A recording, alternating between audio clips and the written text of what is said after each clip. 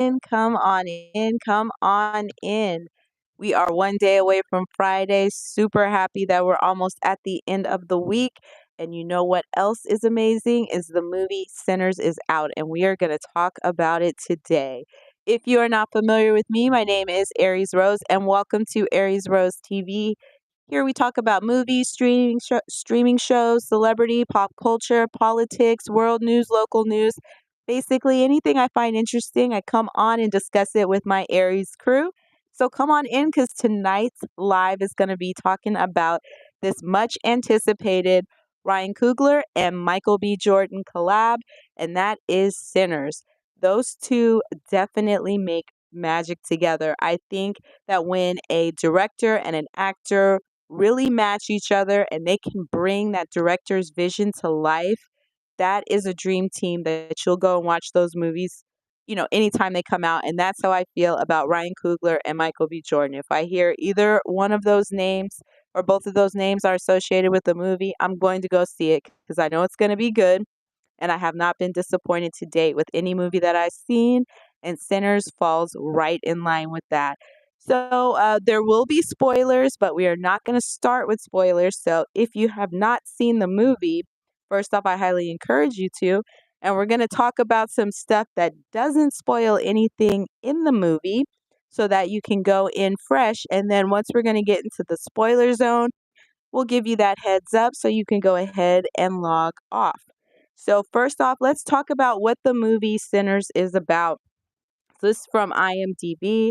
Trying to leave their troubled lives behind, twin brothers return to their hometown to start again, only to discover that an even greater evil is waiting to welcome them back.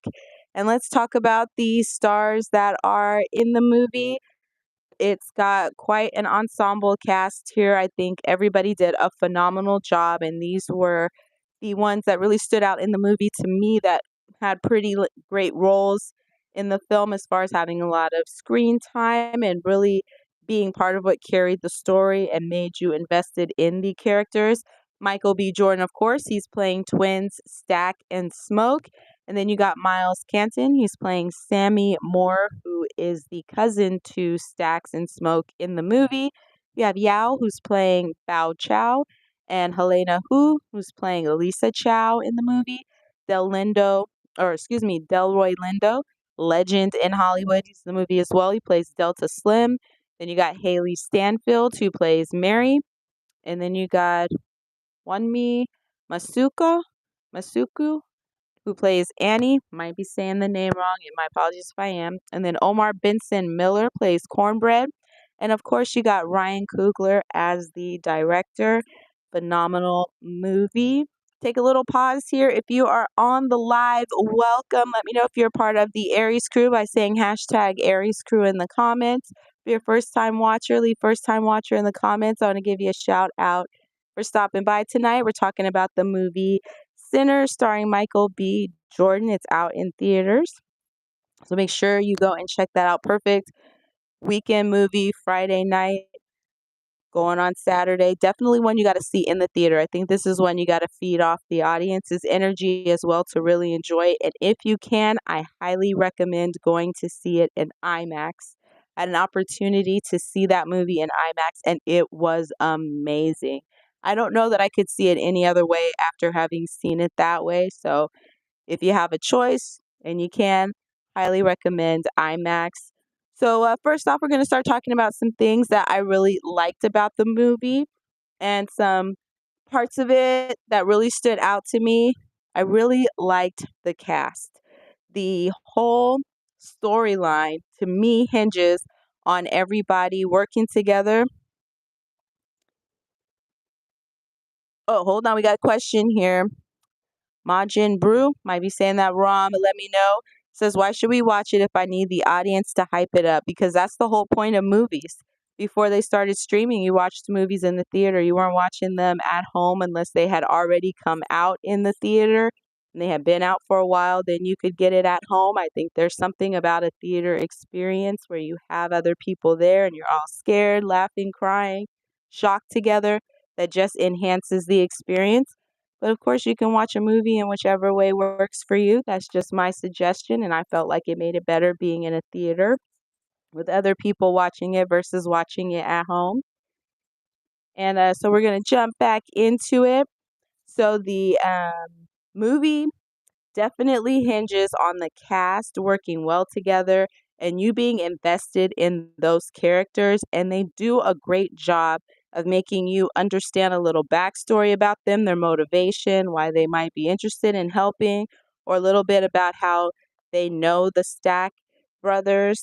They are twins, so Michael B. Jordan's playing both of those characters, but everybody in here's got some connection to them. So that's kind of how they all end up being together in this place. And if you watch the movie From Dusk Till Dawn, this movie definitely gives me From Dusk Till Dawn vibes. And I really like that movie.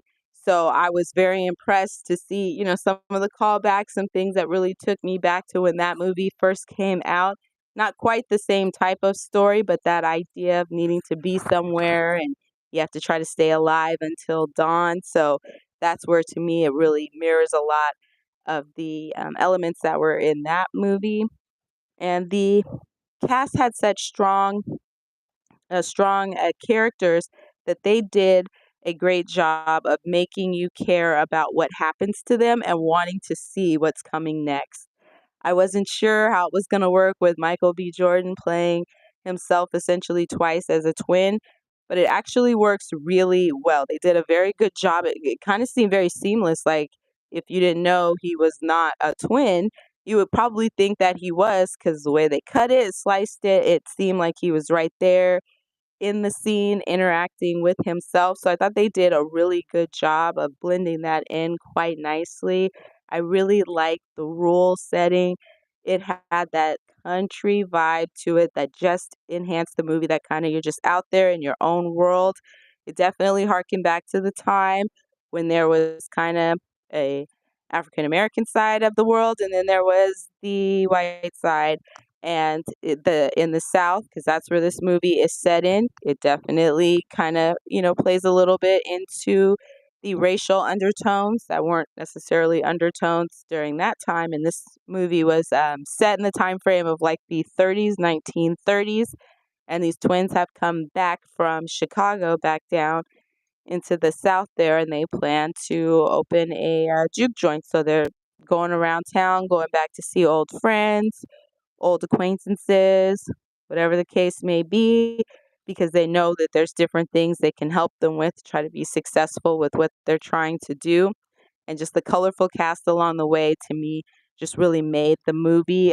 Two of my favorites that I didn't even know I was going to like as much as I did was Bo Chow and Lisa Chow, and that's a husband and wife that they end up having also come out and help them at the juke joint. And those two, to me, they were like the surprise hits in the movie. They were so interesting. Really enjoyed knowing a little bit more about their story and seeing those characters on the screen. I like the infusion of music. A lot of the blues and country music was a huge element in that movie, and it helped tell the story. It was the background, the soundtrack to the story, not just literally, but in a figurative way as well. It felt like it was telling the story along with the actors, and to me, that's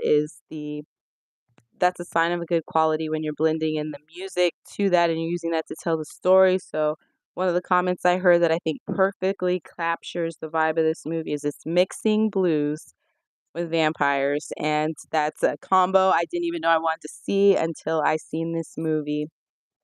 And any other things I'd say that I would want to see changed or see done different. I don't really think that there would be much that way, other than there's a part in the movie where there are some characters that come in just for that scene and they don't show up any other time. There's no reference to them before, and once they're done with that scene, that's it. You don't see them again.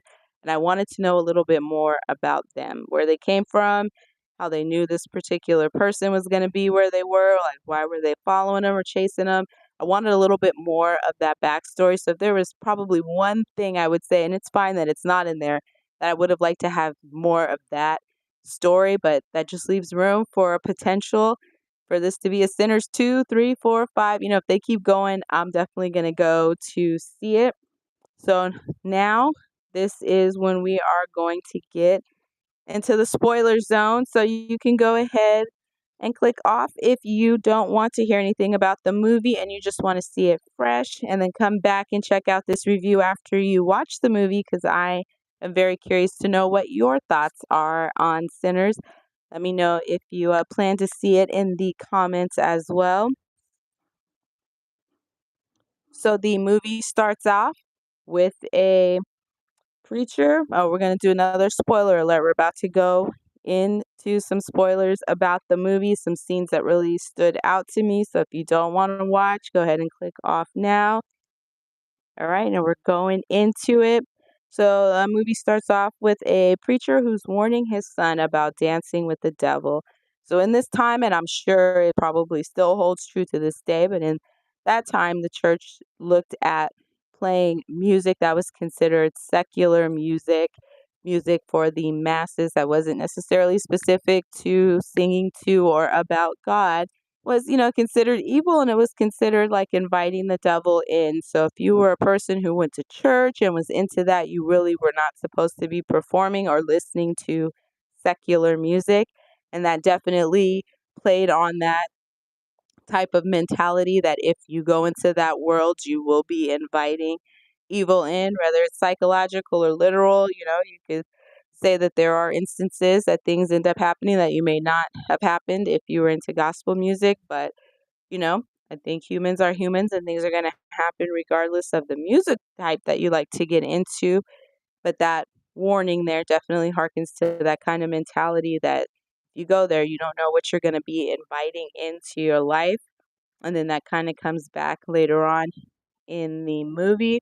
And then you have the Stack twins, who are played by Michael B. Jordan, Smoke and Stack, who come back into town. They came back up from, it's considered up north. They were up in Chicago, and now they came back home. So they're kind of reconnecting with some people, some friends, and some acquaintances. And you get the impression they were kind of gone for a while, and they pop back up, and it's like time stood still where they left. Everything was kind of still the same where they used to live, but they've changed because they've gone out and seen a different parts of the world, done some different things than everybody else who was still back home.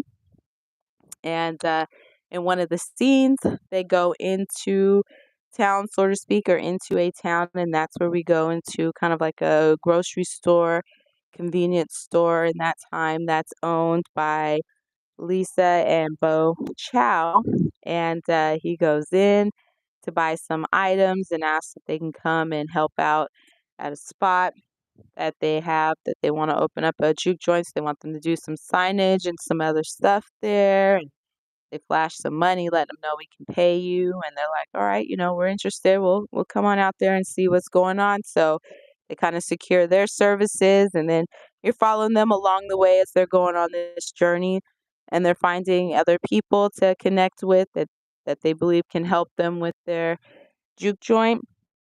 And while they're talking to the couple, Lisa and Bo, somebody's trying to rob him, and Michael B. Jordan had paid somebody to watch the car while he goes into the convenience store to talk to him, said, let me know if anybody tries to come and rob this truck, rob this car. And that person does, and he comes out and catches them in the act, and then he ends up pow-powing one in their backside, and then he ends up pow-powing the other one as well, just to make a point, not to steal from him, but he ends up recognizing the person that he pow-pows in the backside.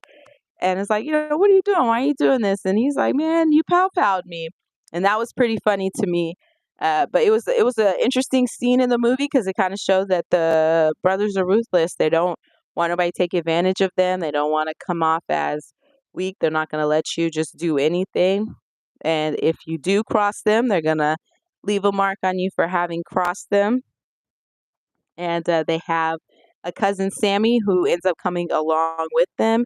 And Sammy is younger than them, and his father is the preacher. So, they call him Preacher Boy because his father is one.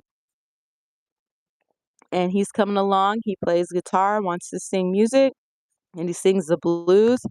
And he plays his guitar in the car while he's riding with one of the twins, and he starts singing and the twin is just kind of taken aback by hearing his cousin's voice. And I mean, perfect for the blues sound, especially for that time. I thought it sounded really good, and he's kind of like, "Whoa, that's coming out of you." And that was a nice moment that they shared while they were driving to go out to find some more people to help them. And during this trip, they end up going out to kind of like a cotton field and finding one of the people there that they used to work with before, and it was Cornbread, and that was played by Omar Benson Miller. Double checking my yep, played by Omar Benson Miller. Always liked him. He's kind of like that person who's always in the movie that you might not remember their name, but you definitely remember their face, and that's how I felt about him.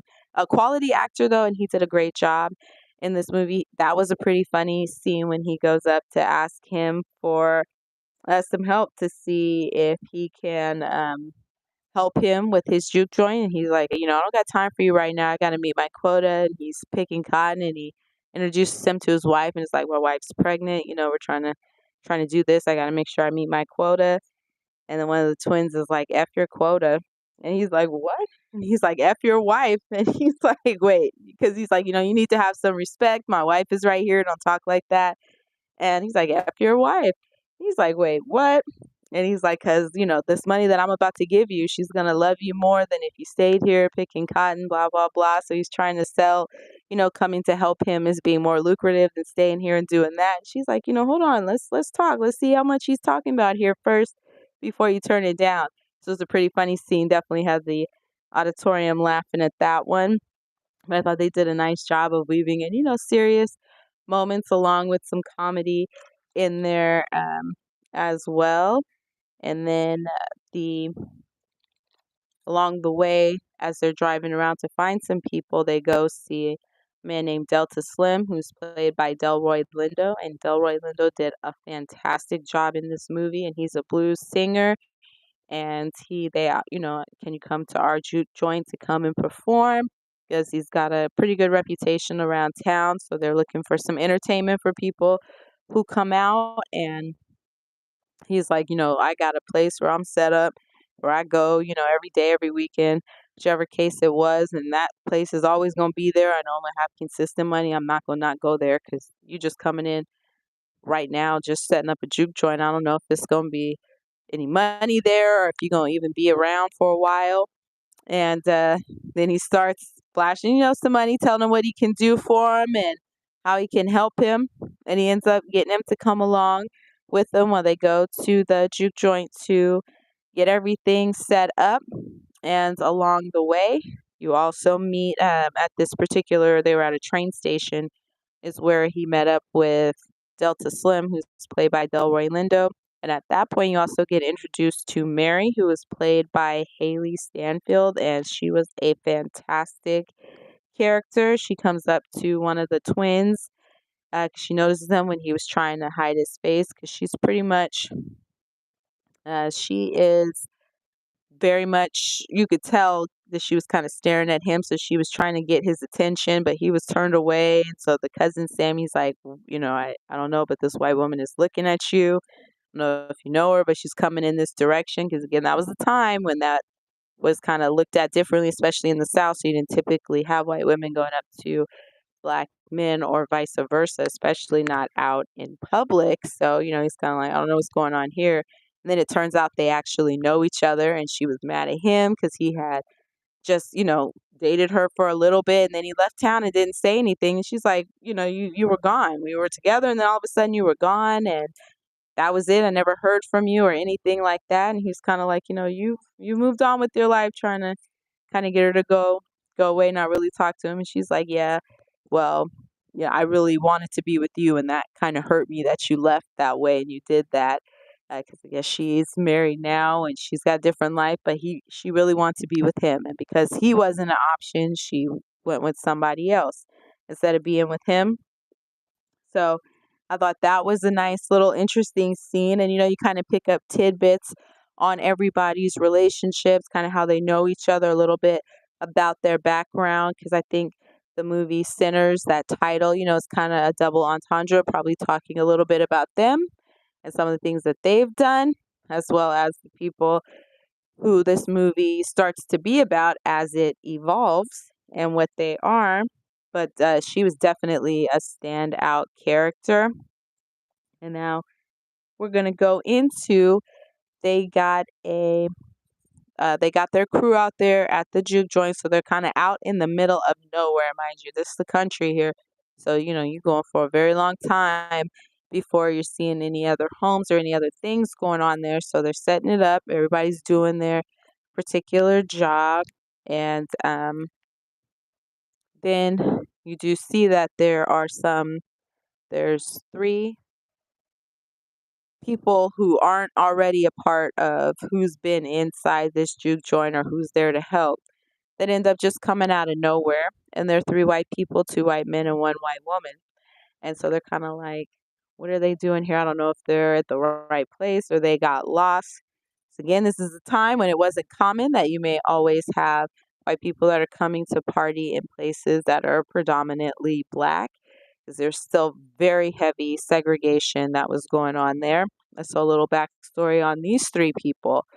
One of them you see because they come into the scene and they're running, and they just come into the scene running. So you don't see what happens before that, but they're running once they come onto the screen and they're starting to burn. You can see their skin is starting to burn, the sun is out, and they run into, this shack, this house that they're able to find, run over to them, and the people in the home open that door with shotgun pow pows. They open those doors with pow pows, pointed right at them, like, who are you? What you doing here? Why are you at this? Why are you at my house? And, he's like, I'm being chased by some Native Americans. You got to let me in. They're trying to hurt me. And they're like, there are no Native Americans that are around here. Are you sure? It might not be a light skinned black person, although they use a different word instead of black person, but we're not going to use that on here, but fitting for that time. And he's like, no, it wasn't. It was Native Americans. And so, then it kind of, he somehow convinces them to allow him into the house. And then next thing you know, there's a knock at the door, and it's a few Native American gentlemen that come by. And one is like, hey, there's a person that came by here. Did you, see any strangers, anybody out of the ordinary? Did you let anybody into your house? And she's like, "There's nobody here." She's got a pow pow pointed at him. It's just me and my family. We can't come in here. What are you doing here? And then somebody says in their language, "We need to go. We need to go before it's too late." So he's like, "I hope you don't let them in, but if you let them in, God be with you," kind of thing. And then they were out, and that was it. Just as quick as they came in, they were gone. And then she closes the door, and she closes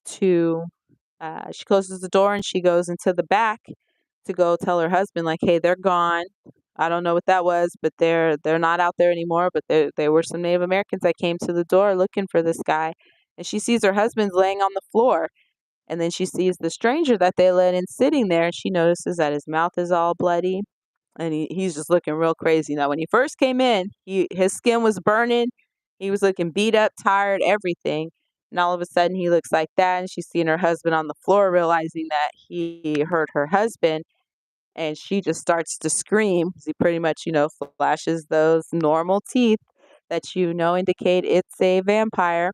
And then that ends that scene. And then it picks back up with those three walking towards that juke joint that the twins, played by Michael B. Jordan, had just set up. And the movie, you're taking a pause here for comments, is called Sinners. Latest movie that came out, directed by Ryan Coogler, starring Michael B. Jordan, amongst other phenomenal cast members. So you don't really see it per se happening, but what ended up happening is that they got bit, and then they became vampires. So they're walking up to this place, and you know why they're there. They're obviously going there because that's where they know people are alive. I'm sure they could probably sense or smell the blood there. But because they seem out of place and they typically would not be invited into that type of establishment, they're kind of looking at them like, why are you here? So they say, oh, we just want to come here and eat and play music. And they're like, well, there's plenty of establishments on your side of town that you can go and do that in. I don't think you're in the right place. Like you don't want to come here. You're not going to be coming in here." And they go, "Oh, and they ask them, "Are you guys a part of what we call a hate group? Are you guys in that?" They're like, "Oh, no, no, we believe in equality. We're not into that. We're not doing that kind of stuff. We just want to come, eat some food, play music. That's it. We're good people." And they're like, "Yeah, no, we're not feeling it." So they turn them away, and one of the twins is like, "Do not let them in here." And that's generally how it would work in that time, just to be safe, because if they were per se caught and there was a white woman in there, or if any of them say they were hurt by somebody who was black, that could jeopardize their lives, jeopardize the lives of everybody in there. So they just kind of wanted to stay away from that, just to make sure that they're not inviting that kind of trouble in, because that was the time, unfortunately. So they claim they're walking away, and we're just gonna walk slowly in case y'all change your mind, and they start walking away, and then they go back into the club here. Now, one of the things that the twins ends up learning here is that not everybody's got money down where they came from, where they're back home at right now. So, some people were paying with wooden nickels, and he's like, "This is not real money. Like, there's nothing I can do with this." And then, the other twins trying to tell him, but to these people, it is money, and we kind of also want to make sure that we're being accommodating to them as well, because there wasn't a whole lot of money, especially for people of color during that time. So the little bit they had, they were trying to use, but it wasn't per se the kind of money that they were looking for, like real money that they were going to make back for their investment of having this juke joint here. And so then Mary, who was earlier in the movie talking with one of the twins, upset that he didn't really come back for her and just kind of left her hanging. She comes into the club and he's like, "Wait a minute, what are you doing here? If you get caught here, openly hanging out with black people, this could be a issue." So, and I believe she's married, and so, you want to make sure, like, you don't want that, because if somebody goes back and tells that she was there, it could cause some problems. She don't care. She's like, "I'm still coming. Let them tell them." No, she feels more comfortable. That's where she wanted to be. So she just, came right on in.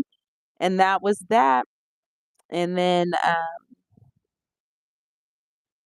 when her and one of the twins start talking, he's mentioning, "We're not really making a whole lot of money tonight. We're losing money because not everybody's paying with real money." So she's like, "I could go check out with those people we're talking about, see if they got real money, see if they can spend money and if they're still around."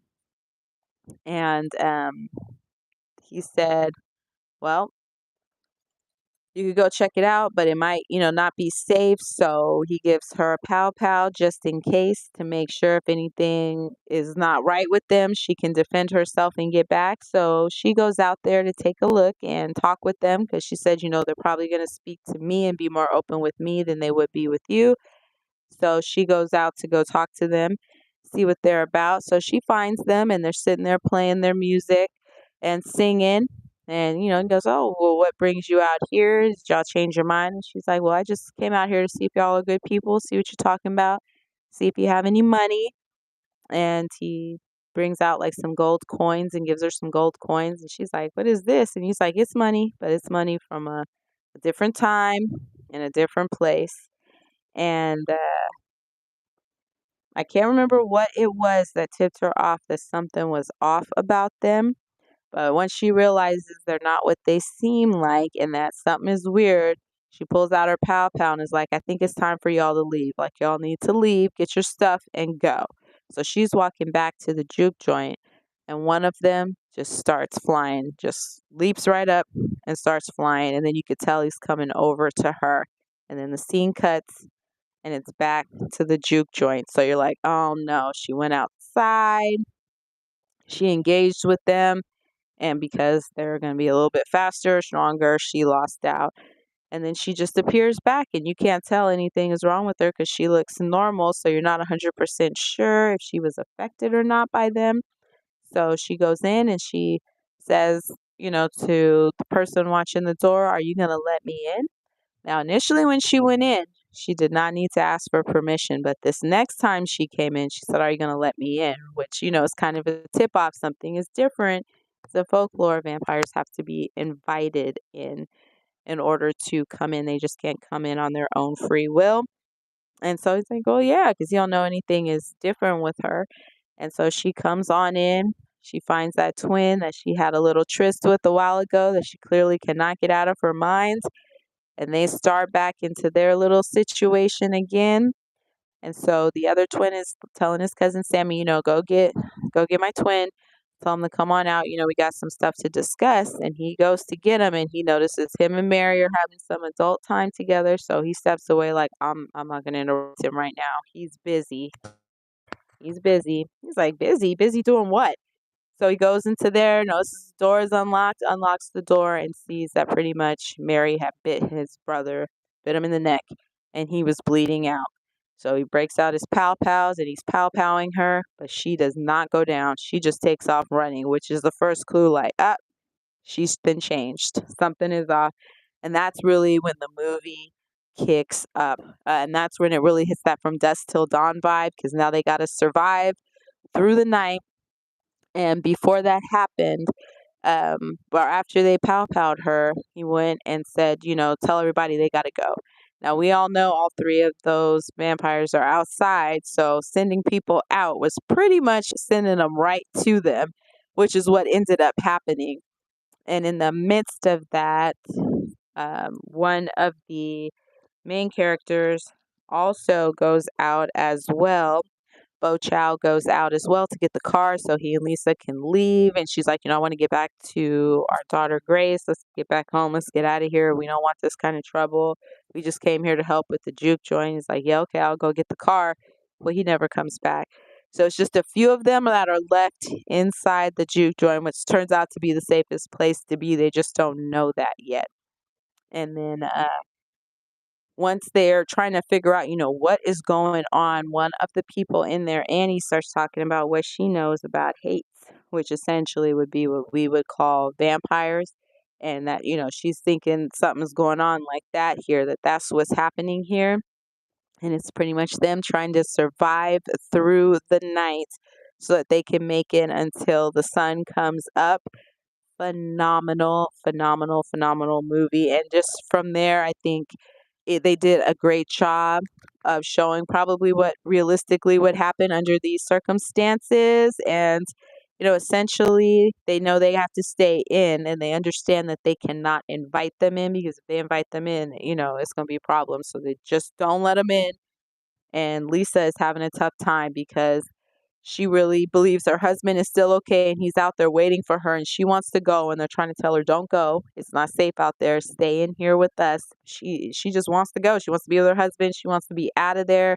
She somehow thinks it's not going to impact her. Like, they're just not going to look in their direction. It's like, it doesn't work that way, but you got to, I guess, learn the way you learn. And she just got really anxious and couldn't be still, and she ends up inviting them in, which causes everybody that got turned to come into that juke joint that they have been trying to keep everybody out of. I mean, they tried to stop her from doing that, but they could not restrain her from saying that. I think she was just having some kind of a breakdown with the whole situation and couldn't bear it, and that was it. So they had to pretty much get their weapons out to be able to protect themselves, to hopefully not end up getting turned. So I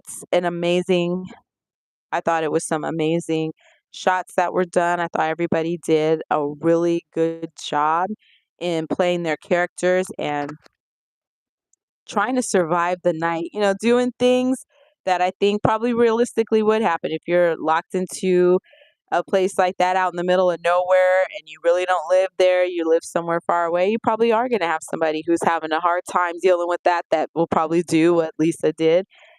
And then you have somebody who's probably a little bit more intuitive, like Annie was, that could kind of figure out something is off. We need to kind of arm ourselves here and be aware of what's happening and what can happen to us.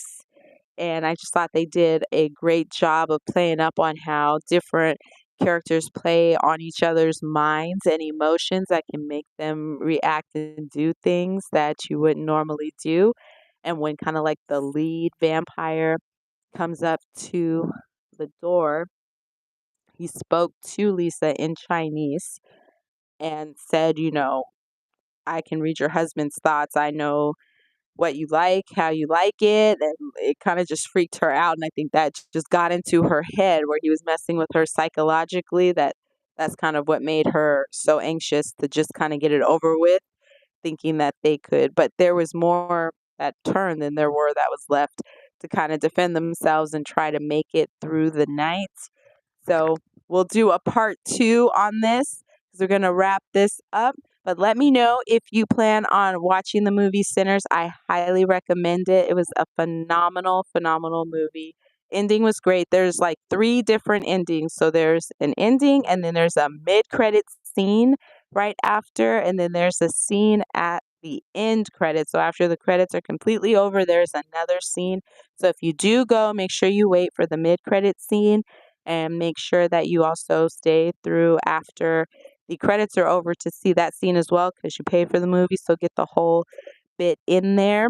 So that's one pro tip. Definitely want to give you if you go check out this movie. But let me know your thoughts on it if you plan to go see it in the comments. Have a wonderful rest of your day. We'll be back on live tomorrow where we'll have some news, and then we'll do the part 2 with the Sinners ending as well. So keep an eye out for that live. Take care, and we'll see you later. And if you have not already done so, please like and share out the video. It helps with the YouTube algorithm. And we'd love to have you a part of the Aries crew. We have fun over here. Hit that subscription button and make sure you hit that notification bell so you can find out every time I go live, upload videos, shorts, and post on the community page. We're trying to get to 1,800 subscribers by the summer. So we really appreciate if you could help us reach that goal. Costs nothing to support. Have a wonderful, wonderful rest of your week, and we'll see you later. Take care.